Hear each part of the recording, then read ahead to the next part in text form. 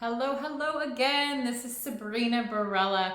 I am a mortgage loan officer with Military HomeSpot Lending, and today I want to talk about income documents, income verification, and just everything that you need to know in order to qualify for a home around your job or your career.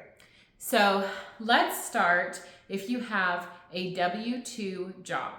So if you've had a W-2 job, if you've been at it for 2 years or longer, or maybe even you were at one job for 1 year and you've been at your current job for a year, as long as there haven't been any major job gaps and you have been full-time employed the whole time, that should be fine.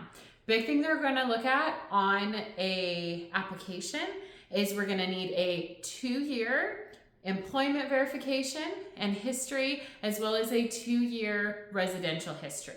So when it comes to your job, again, W-2, full-time job, easy, just have the dates in for both of them. Documents are going to be W-2, so the W-2s for the last 2 years, as well as your most recent pay stubs that are going to cover a 30-day period. So if you're getting paid twice a month, every other week, right, that would probably be two pay stubs. Whereas say if you're in the military or a government job that pays once a month, you're going to have just your one LES that you're going to provide, the most recent one. That's what we need documentation wise. Easy enough, right? You've been at your job for more than 2 years, and you, in addition to say a salary or hourly, you also get commissions. Maybe you work a lot of overtime, you get bonuses that you have been making for the last 2 years. That's that point where after 2 years of getting those types of additional incomes, we can actually use those as well to qualify you. We do need a 2-year history of it though, and it does get calculated differently than your hourly pay. It's going to get calculated as an average over that 24-month span. However, we can use it once you have it 2 years. So that's worth noting. If we do end up having those extra income to use, then in addition to your 30 days most recent pay stubs and W-2s from the last 2 years, we're also going to request the year-end pay stub for the last 2 years so that we can see the breakdown of both your overtime, your bonus, your commission, etc. And then we'll work it out on our end, figure out the numbers, add it in to your application.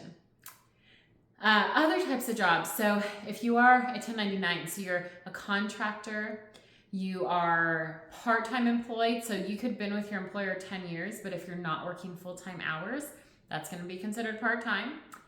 If you're you own a business, of course, that's self-employed as well. Anything in that realm, so anything other than a full-time W-2 employment, we are going to need, it's going to be calculated a different way, your income.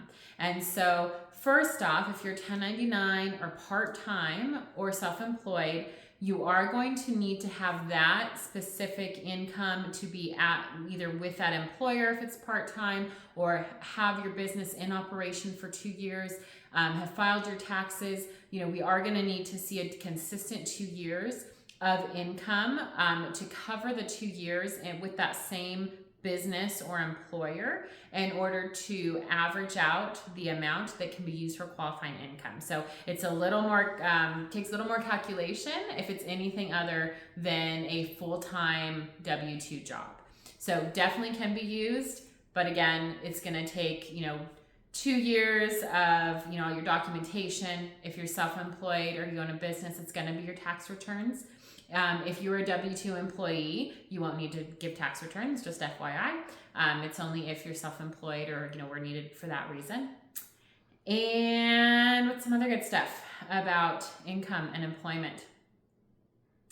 Let's talk about self-employment. So this is it can be a double-edged sword when it comes to getting credit or trying to buy a home when you're self-employed and when that's your only source of income. So there are incredible legal tax write-offs that you can take as a business owner, as you should. The double-edged sword, though, when it comes to getting credit and wanting to buy a home, is that we can only, as a lender, use the amount of actual profit that you report to the IRS as income that can be used to qualify you for a loan. So what that means is that you made, so much in your business in this year, but then you took a lot of write-offs. All legal write-offs, I'm sure, but all the things that come down, it brings that profit amount that's actually reported, that profit amount that you're actually paying taxes on, it's going to bring that amount down.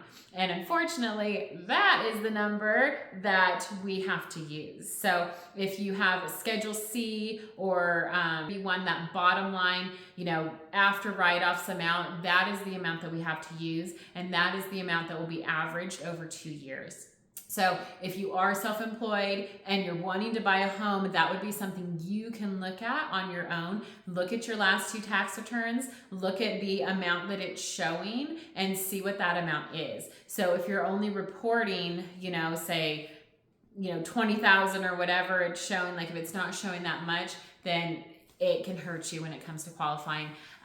If that is your situation, there's definitely other types of loans that you could look into that would be more like non-traditional, where you use bank statements, or you could use a P&L statement from your business. There are other ways of getting financing. Just for traditional loans, that's how it's going to be. So, gosh, I'm trying to think what else. Oh my gosh, non-taxable income, you guys. That's one of the best things too. Or I should say, or easiest, things like where there's a perk is that when you do have non-taxable income, so things like VA disability,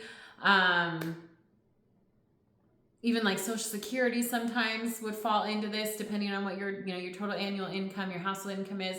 But where there's non-taxable income, also active duty military, your BAS, your BAH, those are non-taxable items. So those actually get grossed up by 25%.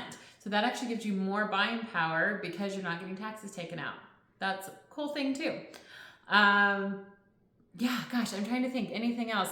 These are the big things, I feel like. And of course, there's always going to be circumstances. There's always going to be things that come up, other questions, unique situations. So anything else that I did not cover in this, you guys, my contact information is in the comments below. So please reach out to me, schedule an appointment to talk, send me an email, DM me, leave a comment, whatever that looks like.